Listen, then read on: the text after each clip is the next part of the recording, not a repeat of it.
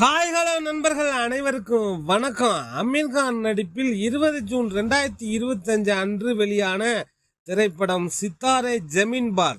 இந்த படத்தை இயக்குனர் RS பிரசன்னா. தமிழ்ல கல்யாண சமையல் சாதம் அப்படின்னு ஒரு படத்தை எடுத்திருக்கார்.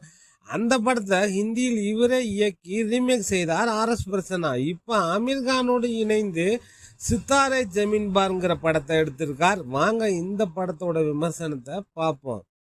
2007 அமீர் கான் நடிப்பில் வெளியான தாரே ஜமீன் பார் படத்தோட ஸ்பிரிச்சுவல் சீக்குவல்ங்கிற மாதிரி இந்த படத்தை மார்க்கெட் பண்ணியிருக்காங்க. ஸ்டோரியா அதுக்கும் சம்மந்தம் இல்லை.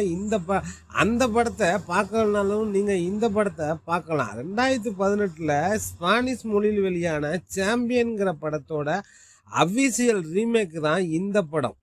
இந்த படத்தோட கதை என்னன்னு பார்ப்போம். ஒரு சிறந்த பாஸ்கெட் பால் கோச்சான அமீர் கானுக்கு சில பிரச்சனைகளும் இருக்கு. அது என்னன்னா ஷார்ட் டெம்பர், கொஞ்சம் ஈகோவும் இருக்கு, மது அருந்து பழக்கமும் இருக்கு. ஒரு கட்டத்தில் போதையில் வண்டி ஓட்டிட்டு போய் போலீஸ் வண்டியிலேயே மோதிடுறாரு. ட்ரிங்க் அண்ட் டிரைவ் கேஸை போட்டு கோர்ட்டுக்கு அனுப்புறாங்க.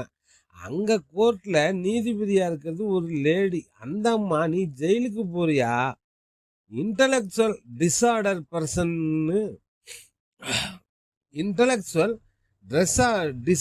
பர்சன்னு இருக்கிற ஒரு டீமுக்கு கோச்சா ஒர்க் பண்றியான்னு கேட்குறாங்க.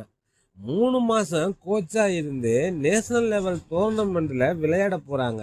அதில் அவங்க வெற்றி பெற வைக்கணும்னு வேண்டாம் வெறுப்பா ஒத்துக்கிறார். இதுக்கப்புறம் என்னாச்சுன்னு படம் பார்த்து தெரிஞ்சுக்காங்க. ஒரு சூப்பரான ஃபீல் குட் மூவி பார்க்கணும்னு நினைக்கிறவங்க இந்த படம் பாருங்க.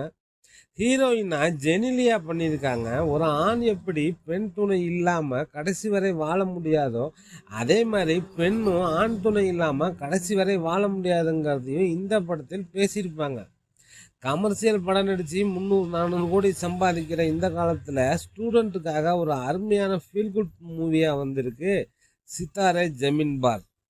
சிறுவர்கள் பெரியவர்கள் வரை அனைவரும் பார்க்கக்கூடிய படம்.